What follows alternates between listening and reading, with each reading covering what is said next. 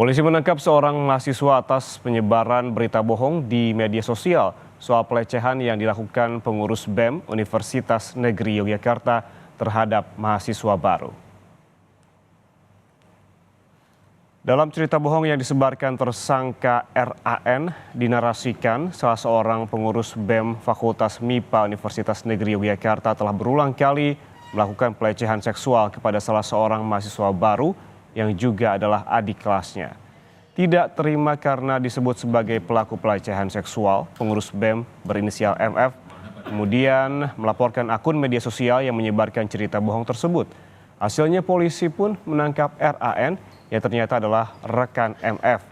Kepada polisi, tersangka mengaku menyebarkan berita bohong di media sosial karena sakit hati kepada MF.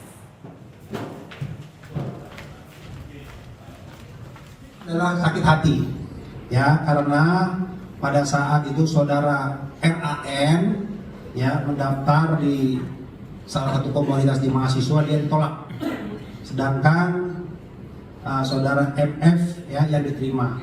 Kemudian sampai dengan saat ini ya, baik kami dari jajaran Ditreskrimum dan juga kami semua belum ada laporan dari yang diduga sebagai korban akibat postingan tersebut.